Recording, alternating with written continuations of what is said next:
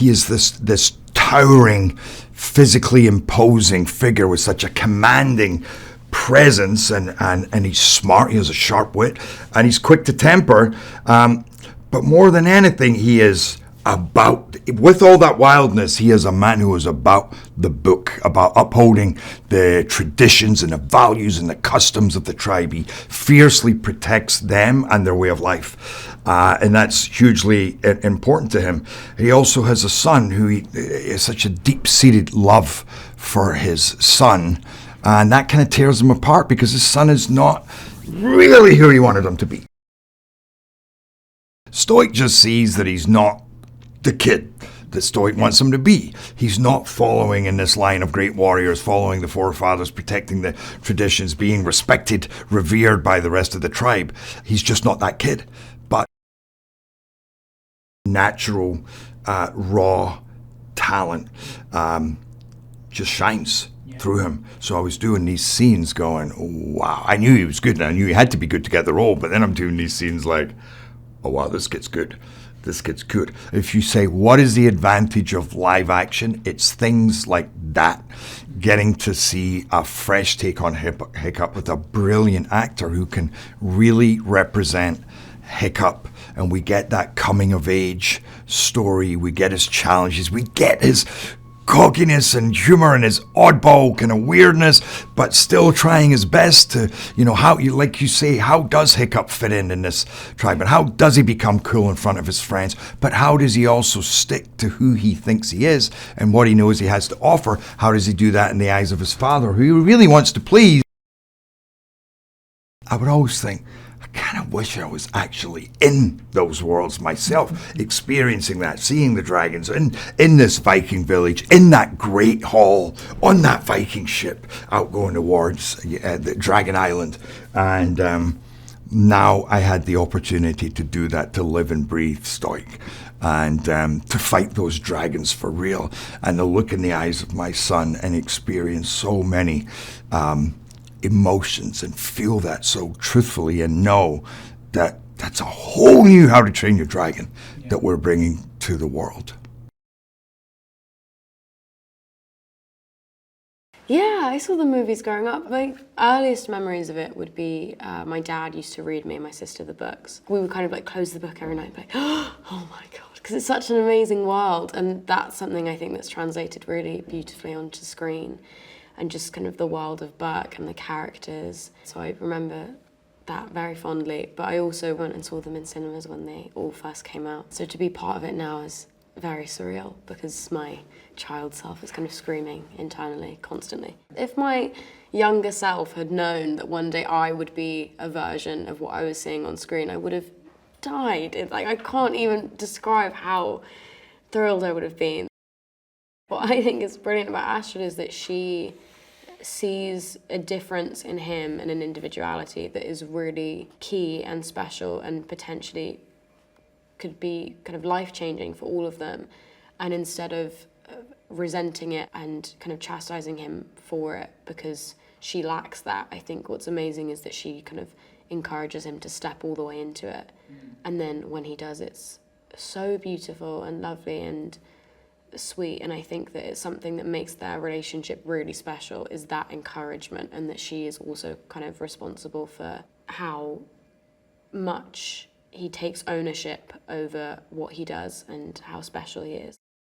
It's not that common that with a massive live action like this that you kind of get to be in the actual space, but the fact that we have seen the most kind of hyper-realistic version of Berk that we could is insane. Going into the arena for the first time, I remember Dean was like, when we were shooting this like massive wide of us stepping in, and it's so vast and amazing. And I remember Dean being like, really like amp up how cool this is, and walking in, and we were like, we don't need to do that, it's really cool. It's the exact same thing for the village, because you go in and just immediately you're actually in it. As an actor, it's the dream. He's so knowledgeable of the world of Berk, and it really is, you can kind of go to him with any question about any of it and he knows. And there's something so brilliant about having the person at the helm of the ship, so to speak, be so tapped into it. And it really feels like everything that he does and every decision that's made is just so abundantly filled with love and care, towards the original and towards the characters and authentic to what it is, and it kind of bleeds into every facet of our work and the work from the crew and everyone around us. So he's been so amazing to work with, and he also is just like ridiculously lovely.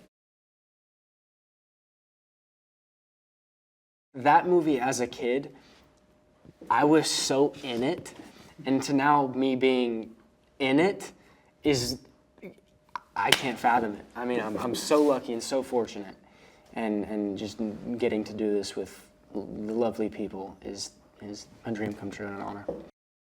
He wants to be a Viking, he wants to fit in, but it's just not who he is. I related to Hiccup, so can a lot of other people. I related to him so much, you know, being different and just accepting it, and you know, that's what makes you cool. He wants to make his father proud, and you know, that's what he wants so bad, but he just can't seem to, you know, do it, and just kind of lets everybody down. So that's one of the things we explored a lot was, you know, how would somebody cope with that? And Hiccup's response is, you know, humor, you know, throw a joke at it, you know, make fun of himself. It's, you know what Hiccup does, it's who he is. So getting to do that was a lot of fun. They have these speakers so they can talk to everybody, and they put on Test Drive, and the music started playing, and everything just changed. I mean, like the old action, the song was playing, and I was on the dragon, and that moment was so special and so magical. I mean, you're on a crazy dragon, and the mechanism, the gimbal of it is so advanced and sometimes kind of scary, but it's really cool. Yeah. I mean, nobody on the planet Earth could play stoic except for Gerard. Throughout shoot, we've really had this bond. A lot of the scenes he does are very intense. So watching his process going into that is so fascinating to watch, and you know, it's such an honor to work with him. Nico is such a sweet person and such an incredible actress, and I don't think I could have done it without her. And I don't even know where to begin. She just has this energy to her. You just, you know, you want to be around her. You want to be her friend. She's so humble, so kind, so caring, and you know, I'm glad to call her a friend. You need to see some really cool dragons do some really cool things. I mean, come on, it's a Night Fury. But no, it's just, you know, apart from the dragons and stuff, it's just, you know, it's such a heartfelt story and made with so much love and passion. Everybody loves their characters and the story, everybody behind it, all the sets, everything was made with such love. And I think that'll come across on screen. For me, I immediately gravitated toward a story of a young protagonist who's an oddball in his world. There's a great wish fulfillment in the idea that you could go from a nobody to somebody of great consequence, paired with this amazing creature that is not only your best friend and your protector, but something that needs you as well. I just love those sorts of stories where there is a coming together of these two very disparate, you know, a boy and a beast, that for a while have such a deep and meaningful impact on one another's lives that even though they may go their separate ways at the end of this story, they are forever changed. I would say live action is full of surprises, whereas animation, everything is you're planning it and you're executing it in kind of a glacial pace over the course of many years. But very, very infrequently do you get a chance to improvise and to have spontaneity in the room, except for when you're with actors. Mm-hmm. That's true of animation, but when you're in live action, it's all about that. It's about the happy surprises that are just present every day, because you have actors that are coming to you with ideas. It changes the way the scene plays out physically. It changes the spaces between dialogue and how moments are processed and whether dialogue is even necessary. The whole thing becomes a conversation, and it's flowing, and it's really fascinating and interesting. I loved being part of it because you have a sense of time is wasting, and you have to get a certain number of shots done a day, but Otherwise, the set just won't be there, you know. But at the same time, there's magic happening around you, you know, and someone might have a really great idea about what to do with a camera, and then the actors might have a really great idea about how to play something differently than the way it was scripted.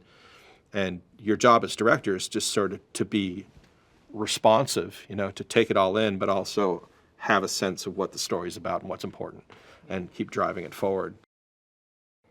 He completely got the character because he grew up with How to Train Your Dragon. He's got a lot of physical attributes that the Jay Baruchel Hiccup would not have had, but I think he still managed to communicate sort of a sense of insecurity, a sense of yearning for acceptance, and also the humor that comes along with that. He's such an obvious choice for somebody who needs to be big and brash and commanding. He does that with ease and a sense of sort of larger than life caricature. But it's those tender moments that are really disarming and surprising, where I feel like he brings himself to a point of tears and vulnerability that is so convincing, I think, for parents in the audience and also kids. But I think that he was able to find a place where he could really pull out an honest, tender, heartbreaking rendition of a father who's struggling to understand his son, who has the best of intention for him, but just doesn't see the kid who's in front of him as somebody he can relate to. So we reimagined Toothless as kind of a ghost in the Viking world. No one had ever seen one. You hear it coming. It has a very distinctive sound. It has a very distinctive attack. And the destruction is always devastating. But the only real glimpse that you get of the dragon is how it blots out stars when it flies across the night sky. We wanted to kind of create this sense of anticipation for what this creature would look like.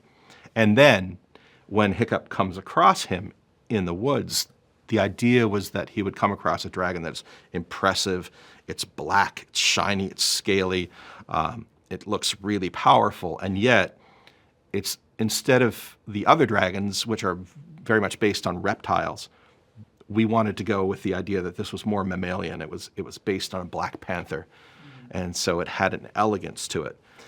So all of those considerations went into it. We wanted it to seem powerful and elegant and different from the other dragons in terms of its design. And also, we wanted people to see their pets in Toothless. We wanted all the cues to be there. We wanted people to be able to look at the live action version of Toothless and say, that's him, but he's real.